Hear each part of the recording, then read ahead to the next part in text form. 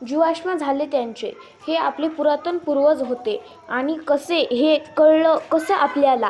जीवाश्मावरून. जीवाश्म हे अश्म म्हणजे दगडच असतात.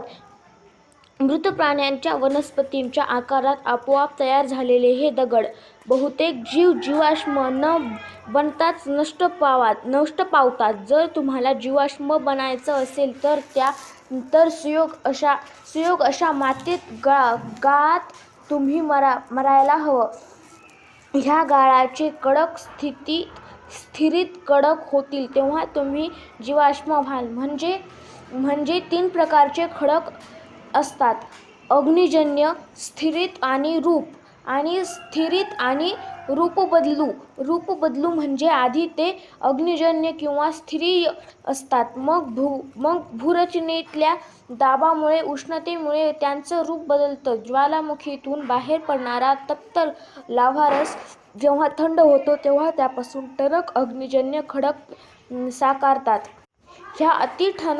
ह्या अतिठणक अशा अग्निजन्य खडकांचीही ऊन, पाऊस, वारा वगैरेंमुळे झीज होते. ह्यापासून निर्माण झालेली वाळू, गाळ हा तळ्यातळी, नदीतळी, समुद्रातळी बनतो. मातीवर चढणे एक नवा थर अंती या न्यायाने थरावर थर साठत जातात आणि वरच्या दाबाने खालचे थर चांगले घट्टमुट्ट होतात. हेच ते एकावर एक स्तर आलेले स्तरीय खडक. आडवे रचले गेलेले हे थर पुढे भूकवचातील हालचालीनुसार हे तिरके होतात, उभे होतात, पिळले जातात. कोटी वर्षात उलटे-पालटे सुद्धा होतात. पुढे भूकंप बदलाच्या 10व्या प्रकरणात आपण हे पाहणारच आहोत. समजा एखादं प्रेत वाहत एखाद्या खाडीत गळात रुतले तर प्रेत जाईल सोडून. त्या भोवतीचा गाळ नंतर चांगला घट्ट कडक होऊन इतका की त्या प्राण्याच्या गाळात उमटलेला छाप या खडकावर वर्षानुवर्षे शाबूत राहतो. एखाद्या मूर्तीचा साचा असावा तसा हा पहिल्या प्रकारचा जीवाश्म. ह्या साच्यात कधी वाळू, माती जाऊन बसतात. मग साच्यातून मूर्ती निघावी तशा प्रकारचे जीवाश्म तयार होतात. हा दुसरा प्रकार. या दोन्ही प्रकारात त्या जीवाचं बाह्य स्वरूप तेवढं दिसतं. कधी त्या प्राण्याच्या शरीरात पाण्यातले क्षार, स्फटिक अगदी चपखल जाऊन बसतात. अशा वेळी त्या प्राण्याची त्रिमिती प्रतिमा त्याच्या आतल्या अवयवांसह अश्मीभूत होते. असे त्रिमिती जीवाश्म सगळ्यात उत्तम. पृथ्वीने पोटात घातलेल्या त्या जीवाचं ते यथार्थ दर्शन घडवतं. जीवाश्म किती जुना, किती पुराणा हेही सांगता येतं. जीवाश्मातल्या किरणोत्सर्गी समस्थानिकांवरून जीवाश्माचं वय शोधता येतं. जीवाश्मातले काही किरणोत्सर्गी अणू हळूहळू रूप बदलत असतात. युरेनियम-238 चा अणू हळूहळू शी-237 ह्या अणूत रूपांतरित होतो. ह्याला असं बदलायला वेळ किती लागतो हे माहीत आहे? म्हणजे प्रत्येक जीवाश्म म्हणजे एक घड्याळाचं की लंबकाच्या? हे लंबकाच्या घड्याळाचा शोध लागण्याआधी पाण्याची किंवा वाळूची घड्याळ होती. तसं हे किरणोत्सर्गी घड्याळ पाण्याने भरलेल्या घंगाळात बुडाला भोक असलेलं एक भांडं ठेवलं जायचं. हळूहळू ते भांडं भरलं की बुडायचं. हे भरून बुडायला जेवढा वेळ लागतो तो म्हणजे एक घटिका. एखाद्याची घटिका भरली असं आपण म्हणतो त्यालाही हाच संदर्भ आहे. मेणबत्ती जळण्याचा वेग माहीत असेल तर ती मेणबत्ती उरली आहे. यावरून ती पेटवून किती वेळ झाला हेही सहज काढता येतं. किरणोत्सर्गी घड्याळ ही अशीच काहीशी असतात. निम्म्या युरेनियम 238 चं शिशात 206 रूपांतर व्हायला 4.5 अब्ज वर्ष आणि युरेनियम 238 चं प्रमाण माहीत झालं की खडकाचं किंवा जीवाश्माचं वय सहज काढता येतं.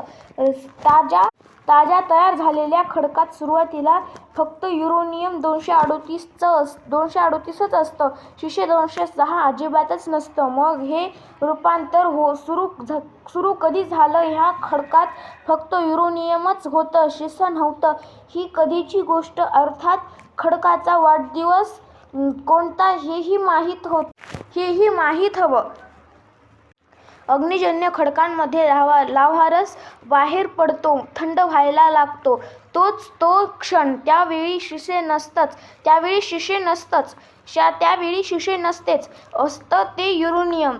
स्तरीय खडकांमध्ये मात्र असा काही क्षण नसतो. पण बहुतेक जीवाश्म तर स्तरीय खडकात असतात. तेव्हा जीवाश्मांच्या आसपासचे अग्निजन्य खडक तपासून त्यावर हे सगळं गणित मांडावं लागतं. उदाहरणार्थ, एखाद्या जीवाश्माच्या वरच्या थरात 120 कोटी वर्ष जुने आणि खाली 130 कोटी वर्ष पुराणे अग्निजन्य खडक आहेत, तर हा जीव 120 ते 130 कोटी वर्षांदरम्यान या भूतलावर अस्तित्वात होता असं म्हणता येईल. या प्रकरणात दिलेला कालक्रम हा अशा अभ्यासाने काढलेला आहे की युगानुयुगांपूर्वी घडलेल्या घटनांचा काळ अंदाजपंचे ठरवता येतो. पण इतपत नेमकेपणा या विषयात पुरतो.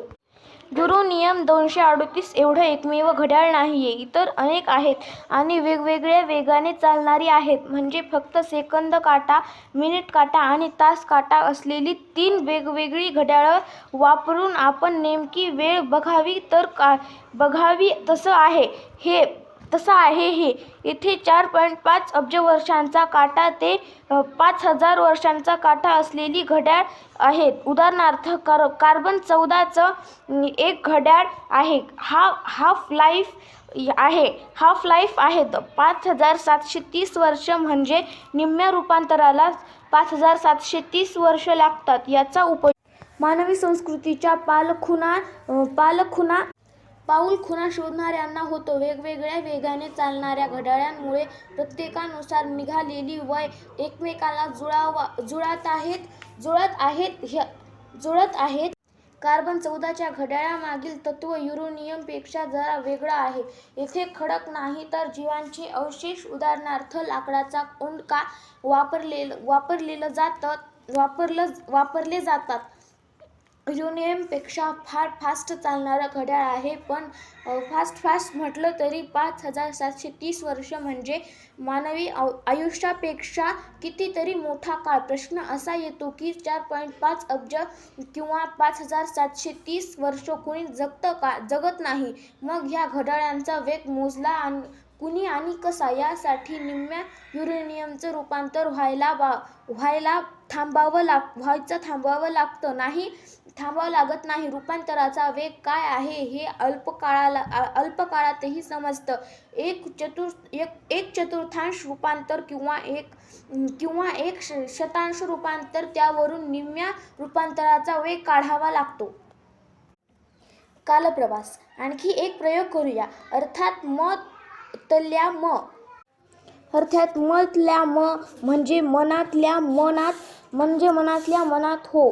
4 टाकळी गोळा करून कालप्रवास यानात बसून या ॲक्सिलरेटरवर पाय आणि 10,000 वर्ष मागे जा. उतरा आता खाली. तुम्ही आताच्या इराक देशी थांबला असाल तर आसपास तुम्हाला नुकताच शेतीचा शोध लागलेला दिसेल.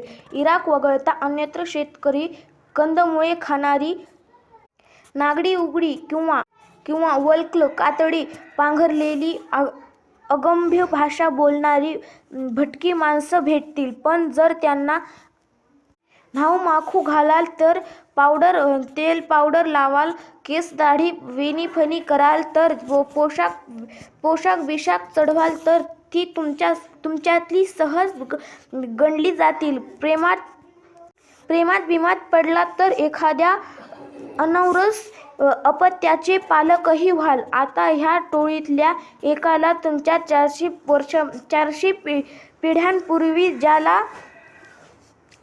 आज्याला घ्या बरोबर आणि आणखी 10 वर्ष मागे जा.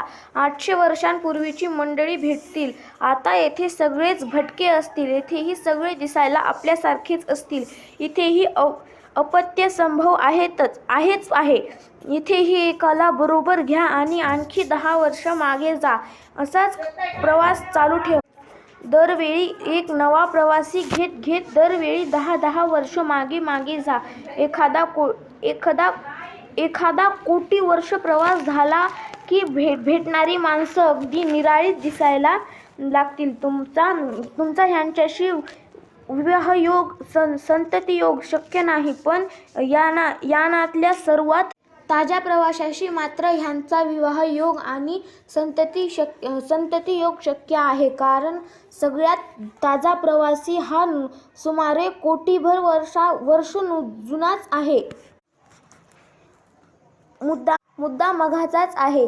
संथपणामुळे लक्षात न येणारे बदल. घड्याळाचा तास काटा फिरतोय हे लवकर लक्षात येत नाही. तसं हे 2 उदाहरणं मुद्दामच दिली आहेत. एकतर हा मुद्दा खूपच महत्त्वाचा आहे आणि साहजिकच अनेकांना तो सहजासहजी पचनी पडत नाही. तर चला तर मग पुन्हा एकदा यानात बसून प्रवास सुरू करूया. मासा आजोबांपर्यंत जायचंय आपल्याला. आता आला 6 कोटी वर्षांपूर्वीचा प्रदेश. इथे कोणी बरं भेटेल. आफ्रिकेत असाल तर तिथे 2.5 लाखावे आजोबा भेटतील. कपी कुलातील असतील ते. दिसायला चिंपांझी सारखे, पण चिंपांझी नाहीत.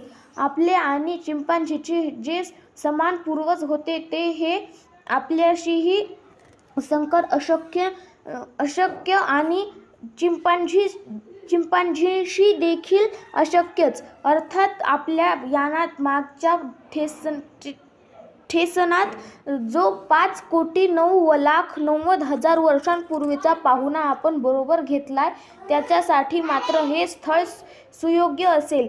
कदाचित 5 कोटी 9 लाख वर्षांल्याचेही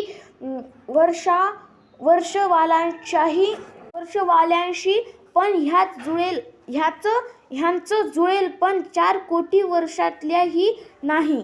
दरवेळी 10,000 वर्षांचे अंतर लंघून असंच जाऊ 25 कोटी वर्ष मागे. तिथे तुमचे अंदाजे 1.5 कोटीवे आजी आजोबा असतील. हे कपी नसतील कारण त्यांना शेपट्या असतील. दिसायला आजच्या माकडासारखे, पण नात्याने त्यांचा आणि आपल्यालाही तितकेच लांबचे. आपल्यापेक्षा खूप वेगळे. आपल्याशी संकर अशक्य आणि आजच्या माकडांशीही अशक्य. पण नुकत्याच यानात घेतलेल्या 24 कोटी 9 लाख 90 हजार वर्षातल्या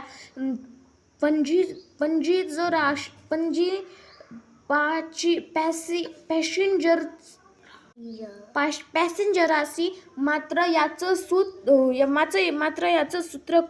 सूत्र जुळेल. लक्षात घ्या, इथे अगदी संथ बदल होतोय. लगतच्या ठेसनामधल्या